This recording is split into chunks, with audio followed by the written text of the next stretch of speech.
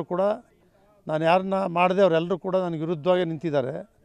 ಈ ಜಿಲ್ಲಾ ಪಂಚಾಯತಿಗಳಲ್ಲಿ ಗೆಲ್ಲಿಸಿ ನಿಂತ್ಕೊಂಡು ಮಾಡಿ ನಾನು ಯಾಕಪ್ಪ ಎದುರಾಕಬೇಕು, ಅದಕ್ಕೂ ತಲೆ ಹಾಕಲ್ಲ ಅಂತ ಹೇಳಿದೆ ನಾನು. ನೋಡ್ರಿ, ಈಗ ಮೂಡ ಹಗರಣದಲ್ಲಿ ಒಂದು ಇಡಿ ಅವರು ಪತ್ರಿಕಾ ಪ್ರಕಟಣೆ ಹೊರಡಿಸಿದ್ದಾರೆ. ಸಿದ್ದರಾಮಯ್ಯ ತಪ್ಪು ಅಂದರೆ ಅವರ 14 ಸೈಟ್ಗಳ ಬಗ್ಗೆ ಉಲ್ಲೇಖ ಮಾಡಿದ್ದಾರೆ. ಎಲ್ಲರೂ ಕೂಡ ರಾಜೀನಾಮೆ ಕೊಡಬೇಕು ಅಂತ ಒತ್ತಾಯ ಮಾಡ್ತಾ ಇದ್ದಾರೆ. ಈಗ ಅಂದರೆ ತಪ್ಪಾಗಿದೆ ಸಿದ್ದರಾಮಯ್ಯನವ್ರ ಸೈಟ್ ಅಲ್ಲ ಅವು, ಈಗ ಮೂಡ ಸೈಟು ವಾಪಸ್ ಮಾಡಾಗೋಗಿದೆ ಅವರು. ಈಗಾಗಲೇ ನಾನು ಹೇಳಿದ್ದೀನಿ, ಇಡೀ ರಾಜ್ಯದಲ್ಲಿ BDA, housing board, MUDA land to land ಕೊಡ್ತಾಯಿದ್ರು.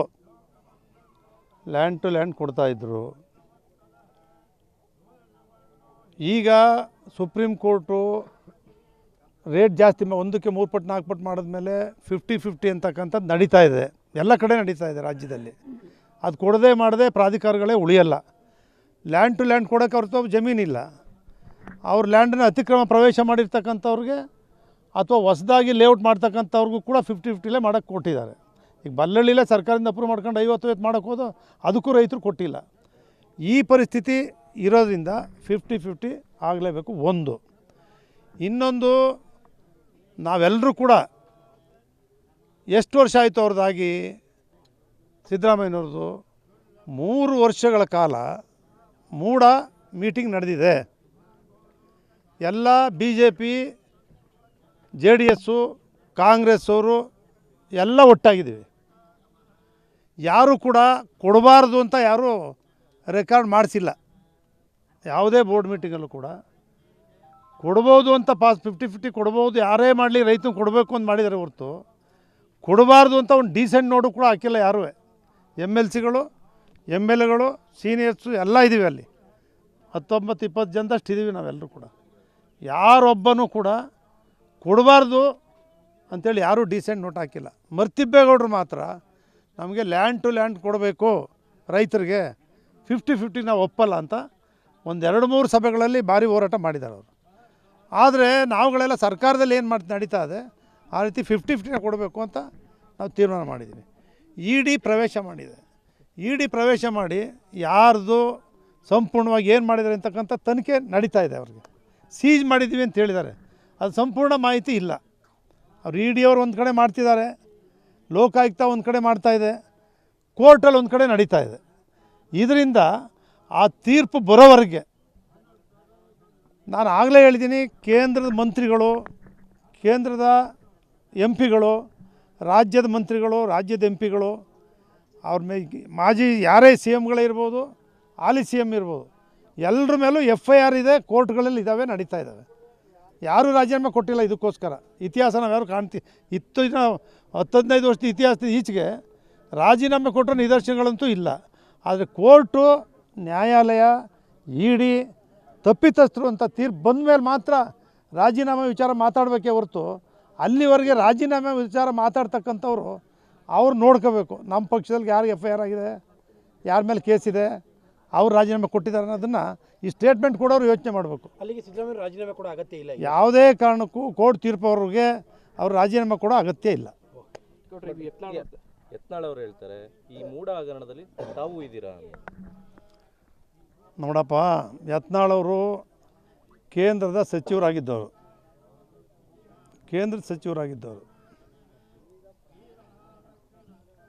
ಭಾಳ ಬುದ್ಧಿವಂತರು, ಅಷ್ಟೇ ಶಕ್ತಿಯುತವಾಗಿದ್ದಾರೆ. ಅವರು ಒಂದು ಸಾರಿ ಯೋಚನೆ ಮಾಡ್ಕೋಬೇಕು, ಅವ್ರು ಯಾವ ಸ್ಥಿತಿಲಿ ಎಷ್ಟು ಅವ್ರ ಹತ್ರ ಹಣಕಾಸಿನ ವ್ಯವಹಾರ ಇತ್ತು, ಇವತ್ತು ಎಷ್ಟಿದೆ ಅವ್ರಿಗೆ. ಸ್ವಲ್ಪ ಒಂದು ಮಾಹಿತಿ ಕೊಟ್ಟರೆ, GT ದೇವೇಗೌಡಂದು ಏನಿದೆ, GT ದೇವೇಗೌಡ ರಾಜಕೀಯ ಪ್ರವೇಶ ಮಾಡಿದಾಗ ಏನಿತ್ತು, ಇವತ್ತು GT ದೇವೇಗೌಡ ಎಷ್ಟು ಸಂಪಾದನೆ ಮಾಡೋಣ ಅಂದರೆ ನಮ್ಮಿಬ್ಬರದನ್ನೇ ಅವ್ರು ಚರ್ಚೆ ಕೊಟ್ಬಿಡ್ಲಿ. ಹೌದು, ನಾನು ರಾಜಕೀಯ ಪ್ರವೇಶ ಮಾಡಿದ್ಮೇಲೆ ನಾನೇನು ಸಂಪಾದನೆ ಮಾಡಿದ್ದೀನಿ ಅನ್ನೋದನ್ನು ಅವ್ರು ಕೊಡಲಿ. ಇವ್ರು ಮಾಡೋರಲ್ಲ, ಈಗ ಎಲ್ಲ ಸಮರ್ಥವಾಗಿದ್ದಾರಲ್ಲ, ಈಗ ಅವ್ರದ್ದು ಏನಿದೆ ಅನ್ನೋದನ್ನು ಚರ್ಚೆ ಕೊಡಲಿವೆ. ಸತ್ಯವಂತರಾದರೆ ಅವರು, ನಾನು ಸತ್ಯವಂತ, ನಾನು ಪಾಲ್ದಾರ ಅಲ್ಲ, ಪಾಲ್ದಾರ ಅಂತ ಸಾಬೀತು ಮಾಡಿಬಿಟ್ರೆ ಇವತ್ತೇ ರಾಜೀನಾಮೆ ಕೊಡ್ತೀನಿ. ಬಾಯಿಗೆ ಬಂದಂಗೆ ಮಾತಾಡ್ಕೊಂಡು ಬೇರೆಯವ್ರ ಜೊತೆ ಮಾತಾಡುವಂಗೆ ಅವ್ರು ನನ್ನ ಜೊತೆ ಮಾತಾಡಬಾರ್ದು. ಎಲ್ರಿಗೂ ಮಾತಾಡೋಂಗೆ ಮಾತಾಡಬೇಡಿ ನೀವು. ನೀ MLA ಆಗಕ್ಕೆ ಮುಂಚೆ ಏನಿತ್ತು, ಇವತ್ತು ನಿಮ್ದು ಎಷ್ಟಿದೆ ಆಸ್ತಿ, ಹೆಂಗೆ ಬಂತು ಹೇಳಿ ನೋಡೋಣ, ಹೇಳಿ ನೋಡೋಣ. ನಾನು ನೋಡ್ಕೊಳ್ಳಿ, ನಾನು ಮಂತ್ರಿ ಆಗಿದ್ದೀನಿ, ನಾನು ಭಾಳ ವರ್ಷ 50 ವರ್ಷ ರಾಜಕಾರಣ ಮಾಡಿದ್ದೀನಿ. ನಂದೇನಿದೆ ತೆಗೆದುಬಿಡ್ಲಿ, ಮಾಹಿತಿ ತಗೊಳ್ಳಿ. ನಾನು ಎಷ್ಟು ದುಡ್ಡು ಮಾಡಿದ್ದೀನಿ, ಯಾರ್ದು ಹೊಡೆದಿದ್ದೀನಿ, ಯಾರ್ದೋ ಲಂಚ ಹೊಡೆದಿದ್ದೀನಿ, ಯಾರ್ದೋ ಮೋಸ ಮಾಡಿದ್ದೀನಿ, ತೆಗಿಲಿ ನೋಡೋಣ, ಸಾಬೀತುಪಡಿಸ್ಬಿಡ್ಲಿ. ನಾನು ಸಾಬೀತುಪಡಿಸ್ಬಿಟ್ರೆ ಇವತ್ತೇ ರಾಜೀನಾಮೆ ಕೊಟ್ಬಿಡ್ತೀನಿ. ಇದು ಸವಾಲು. ಯಾಕೆ ಅವರು ನಿಮ್ಮ ಹೆಸರು ತೆಗಿತಾ ಇದ್ದಾರೆ? ಹಾಂ, ಅವ್ರು ಯಾರನ್ನು ಬಿಟ್ಟಿದ್ದಾರೆ? ಅವರು ಯಾರನ್ನು ಬಿಡ್ತಾರೆ? ದಿನ ಯಾರ ಬಗ್ಗೆ ಯಾರು ಮಾತಾಡೋದು ಚಟ ಅದು. ಯಾರ ಬಗ್ಗೆ ಯಾರು ಮಾತಾಡಲೇಬೇಕು. ಒಂದು ಸತಿ ಇವ್ರು ಹೊಗಳ್ಬೇಕು, ಇನ್ನೊಂದು ಸತಿ ಅವ್ರಿಗೆ ತೆಗಳ್ಬೇಕು. ಇದನ್ನೇ ಮಾಡ್ಕೊಬತ್ತಿರೋದು ಅವರು, ಆವತ್ತಿಂದ ಮಾಡ್ಕೊಬತ್ತಿರೋದೇ ಇದು. ಎಲ್ಲರೂ ಕೂಡ ಅವ್ರನ್ನ ಹೋರಾಟಗಾರ ಭಾಳ ಇದ್ದಂಗೆ ಮಾತಾಡ್ತಾರೆ ಅಂದ್ಕೊಂಡವ್ರಲ್ಲ. ನನ್ನ ವಿಚಾರ ಮಾತಾಡಿದ್ರೆ ಏನು ನೋಡಿದಾರೆ ಅವರು? ನಾನೇನು ನೋಡೋರು ಗೊತ್ತಾ ಅವ್ರಿಗೆ? ಅವ್ರ ಪರಿಚಯ ಇದೆಯಾ ನಂದು? ನನ್ನ ಆಸ್ತಿ ಏನಿದೆ ನೋಡಿದಾರೆ ಅವರು? ನನ್ನ ಸಾಲ ಎಷ್ಟಿದೆ ನೋಡಿದಾರೆ ಅವರು? ನೋಡಿದಾರೇನ್ರಿ? ಹಾಂ, ಮತ್ತು ಯಾವನೋ ಹೇಳ್ತಾನೆ ಅಂತ ಹೇಳಿದ್ರೆ ಇವ್ರ ಪರಿಸ್ಥಿತಿ ಮೂಡೋದಲ್ಲಿ ತೋರಿಸ್ಲಿ ಅವರು. ನಂದು ಬಂದು ಒಂದು ಜಿ.ಟಿ. ದೇವೇಗೌಡನ ಸಾಮೀಲಾಗೋಣ ಅಂತ ಹೇಳಿ ನನಗೆ ಯಾರು ಹೇಳಿದ್ರು? ವಿಜೇಂದ್ರಗೂ ನನಗೆ ಸಂಬಂಧ ಇದೆಯಾ? ಯಡಿಯೂರಪ್ಪನವ್ರು ಹೌಸಿಂಗ್ ಬೋರ್ಡ್ ಕೊಟ್ಟಿದ್ರು, ಒಂದು ದಿವಸ ಸಂಬಂಧ ಮಾತಾಡಿದ್ದೇನೆ ಅವ್ರ ಹೋಗಿ? ಎಲ್ಲ ಏನು ಮಾಡಿಲ್ಲ ನನ್ನ ಮೇಲೆ, ಎಲ್ಲ ತಿಕ್ಕಿದ್ರು ಕೂಡ ನನ್ನ ಹತ್ರ ಏನಿಲ್ಲ. ನನ್ನಂಥ ರಾಜಕಾರಣಿ ನೀವು ನನ್ನಂಥವ್ರ ಬಗ್ಗೆ ಮಾತಾಡಿದ್ರೆ ನೀವೇನೂ ಆಗಲ್ಲ. ನೀವು ಮಾತಾಡ್ಬೇಕಾದ್ರೆ ಹಿರಿ ಮನುಷ್ಯ ಇದೆಯಾ, ಕೇಂದ್ರ ಮಂತ್ರಿ ಆಗಿದೆಯಾ, ನೀನು ಏನಾಗಿದೆ ಗೌರವ ಇಟ್ಕೊಂಡು ಮಾತಾಡೋದು ಕಲೀರಿ. ಸೇರಿಸ್ಬೇಕಾದ್ರೆ ಯಾರನ್ನ ಸೇರಿಸ್ತೀರಿ? ಯಾವ ಆಧಾರದ ಮೇಲೆ ಸೇರಿಸ್ತೀರಿ? ಯಾವ ರಾಜೀನಾಮೆ ಕೊಡು ಅಂತ ಕೇಳ್ತೀರಿ? ನಿನ್ನ ಮೇಲೆ FIR ಆಗಿರಲಿಲ್ಲ ಶುಗರ್ ಫ್ಯಾಕ್ಟ್ರಿದು, ನೀನು ರಾಜೀನಾಮೆ ಕೊಟ್ಟಿದೆಯಾ? ರಾಜೀನಾಮೆ ಕೊಟ್ಬಿಡಿ ಎಲ್ಲರಿಗೂ. ಇಲ್ಲ ಇವನು ಸೇರ್ಕೊಂಬಿಟ್ಟವನೇ, ಅದೇ ನಾನು ಒಬ್ಬ ಬಾಕಿ ಇದ್ನ ನಿನ್ಗೆ ಹೇಳೋಕ್ಕೆ, ಇನ್ಯಾರು ಸಿಕ್ಕಲಿಲ್ವ ನಿನಗೆ?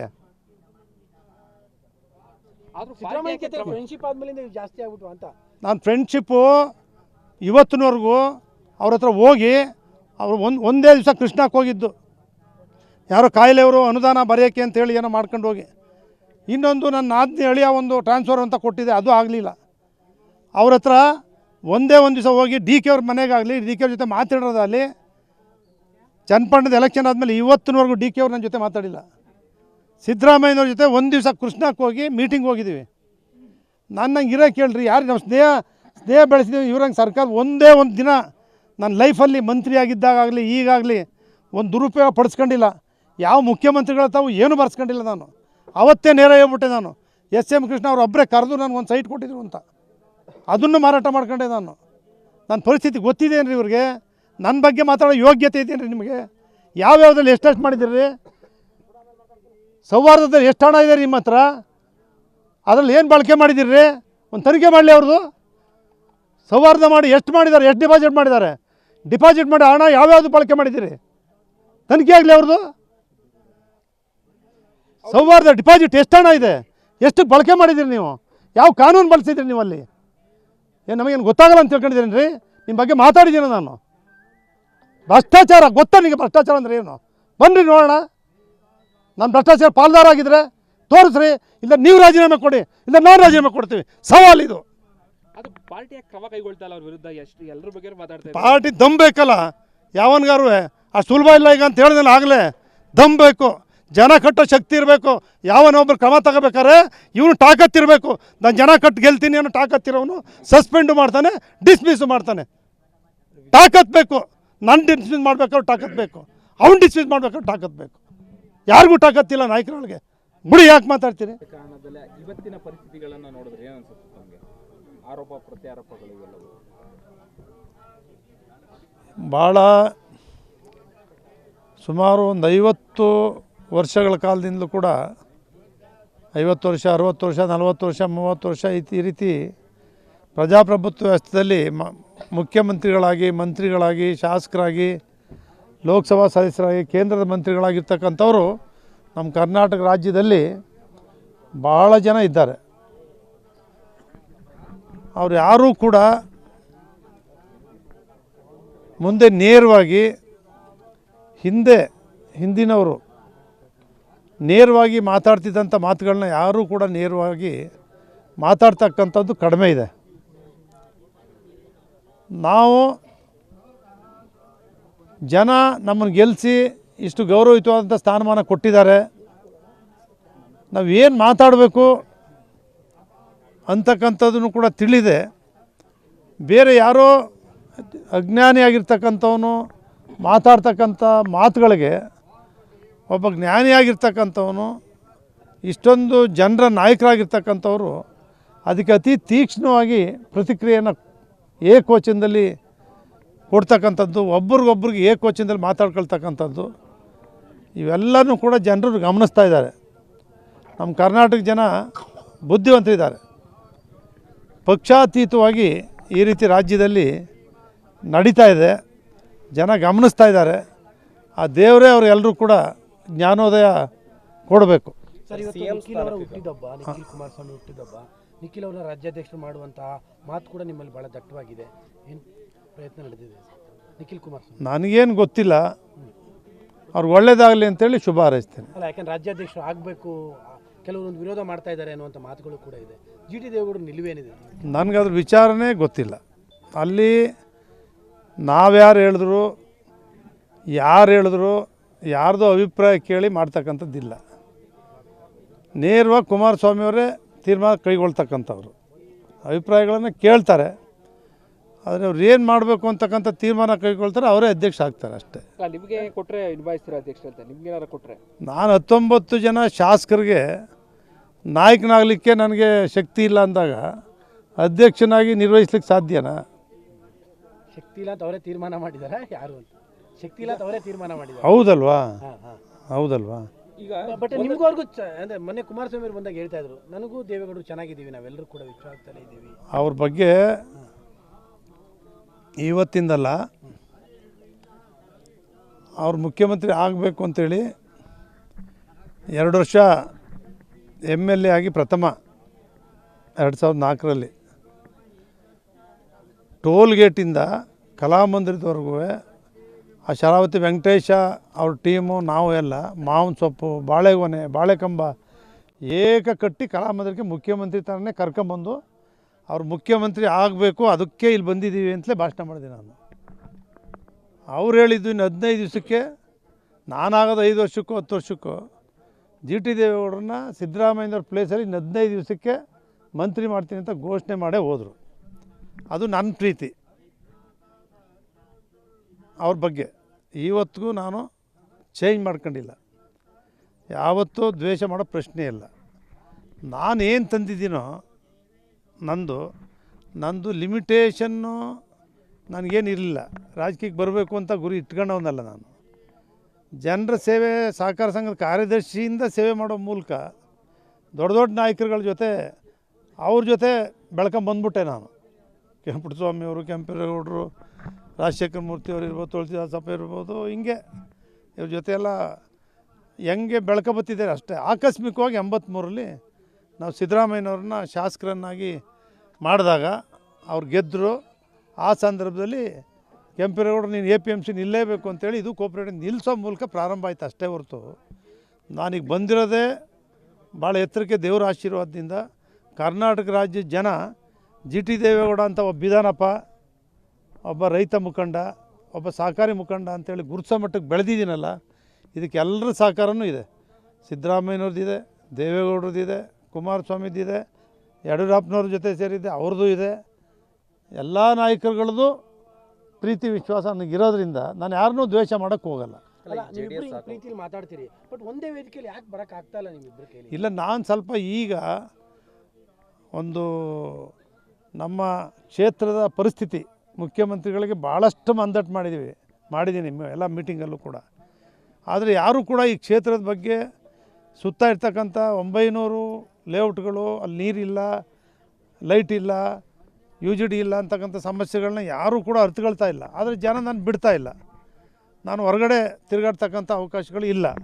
ಆದ್ದರಿಂದ ನಮ್ಮ ಮನೆ ಜವಾಬ್ದಾರಿನೂ ಕೂಡ ಈಗ ನಾನು ಒಬ್ಬನ ಮೇಲೆ ಬಿದ್ದಿದೆ, ಕ್ಷೇತ್ರದ ಜವಾಬ್ದಾರಿ ನಾನು ಒಬ್ಬನ ಮೇಲೆ ಬಿದ್ದಿದೆ. ಹೀಗಾಗಿ ಸದ್ಯಕ್ಕೆ ಒಂದು 6 ತಿಂಗಳು ನೆಮ್ಮದಿಯಾಗಿ ಇಷ್ಟು ಮಾತ್ರ ಮಾಡ್ಕೊಂಡಿರೋಣ ಅಂಥೇಳಿ ನಾನು ಯಾವುದೇ ಪಕ್ಷದ ಸಭೆಗಳಲ್ಲೂ ಬರಲ್ಲ ಅಂತ ನೇರವಾಗಿ ಹೇಳಿದ್ದೀನಿ. ಅಲ್ಲ, ಈಗ ಜೆಡಿಎಸ್ ಇಬ್ಬಾಗದ ಮಾತುಗಳು ಕೇಳಿ ಬರ್ತಾ ಇದ್ವು. ಹುಣಸೂರಿನ ಶಾಸಕ ಹರೀಶ್ ಗೌಡ ಅವರು ಕೂಡ ಮಾತು ಹೇಳ್ತಾ ಇದ್ರು. ಏನಾಗ್ತಾ ಇದೆ ಜೆಡಿಎಸ್ ಅಲ್ಲಿ ಅಂದ್ರೆ ಹುಣಸೂರು ಶಾಸಕ ಹರೀಶ್ ಗೌಡ ಏನು ಹೇಳೋರು? ಅವರು ಕೂಡ ಜೆಡಿಎಸ್ ನ ಲೀಡರ್ಗಳನ್ನ ಕಾಂಗ್ರೆಸ್ ಅವರು ನಿರಂತರವಾಗಿ ಸಂಪರ್ಕ ಮಾಡ್ತಾ ಇದ್ದಾರೆ, ನಮ್ಮನ್ನೆಲ್ಲ ಸೆಳೆಯುವಂತ ಪ್ರಯತ್ನ ಮಾಡ್ತಾ ಇದ್ದಾರೆ ಅಂತೇಳಿ 10-12 ಜನ ಹೋಗ್ತಾರೆ ಬೇರೆ ಪಕ್ಷಕ್ಕೆ ಅನ್ನೋದು ಮಾತು. ನನ್ನ ಹತ್ರ ಇಲ್ಲಿ ಶ್ರೀರಾಮನ ಸನ್ನಿಧಿಯಲ್ಲಿ ನಿಂತಿದ್ದೀನಿ ನಾನು. ಇದುವರೆಗೆ ನೀವು ಬಂದ್ಬಿಡು ಬಾ ಅಂತ ನನಗೆ ಕರೆದಿಲ್ಲ. ನಾನು ಬರ್ತೀನಿ ಅಂತೇಳಿ ನಾನು ಹೇಳಿಲ್ಲ. ಆದರೆ ಹರೀಶ್ ಗೌಡನಿಗೆ ಮಾತಾಡಿದ್ದಾರೆ ಅಂತ ಹೇಳಿದ್ರೆ ಯಾರು ಮಾತಾಡಿದ್ದಾರೆ ಅಂತ ಅವರೇ ಹೇಳಬೇಕು. ಯಾರು ಯಾವ ಸಂದರ್ಭದಲ್ಲಿ ಏನು ಮಾತಾಡಿದ್ದಾರೆ ಅಂತಕ್ಕಂಥ ಅವರೇ ಹೇಳಬೇಕು ಹೊರತು ನನಗೆ ಹೇಳಿಲ್ಲ. ಹರೀಶ್ ಗೌಡರು ಕೂಡ ಹೇಳಿಲ್ಲ. ನೀವೊಂದು 6 ತಿಂಗಳು ಹೋಗಲ್ಲ ಅಂತ ಹೇಳಿದ್ದೀರಾ? ಹೇಳಿದ್ದೀನಿ ನೇರವಾಗಿ. ಹೇಳಿದ್ದೀರಿ? ಪುಟ್ಟರಾಜು ಅವರು ಸಾರಾ ಮಹೇಶ್ ಅವರು ಮನೆಗೆ ಬಂದಿದ್ದರು. ಹಿಂಗೆ ಬರ್ತಾರೆ ದಿಶಾ ಮೀಟಿಂಗ್ ಹೋಗ್ಬೇಕು ಅಂತ ಮಾಡಿದೆ. ಅಷ್ಟೊತ್ತು ಬೇರೆ ಏನೋ ಆಯಿತು, ಹೋಗೋಕ್ಕಾಗಲಿಲ್ಲ. ಆವಾಗ ಅವ್ರು ಬಂದಿದ್ದಾಗ ನೋಡಪ್ಪ, ನಾನು ಯಾವುದೇ ಪಕ್ಷದ ಕಾರ್ಯಕ್ರಮಗಳಲ್ಲಿ ನಾನು ಭಾಗವಹಿಸಲ್ಲ. ಜಿಲ್ಲಾ ಪರಿಷತ್ತು ತಾಲೂಕ್ ಪಂಚಾಯತ್ ಚುನಾವಣೆ ಇದೆ, ಭಾಗವಹಿಸಲೇಬೇಕು ಅಂತ ಕೇಳಿದ್ರು ಅವರು. ನಾನು ಜಿಲ್ಲಾ ಪಂಚಾಯತಿ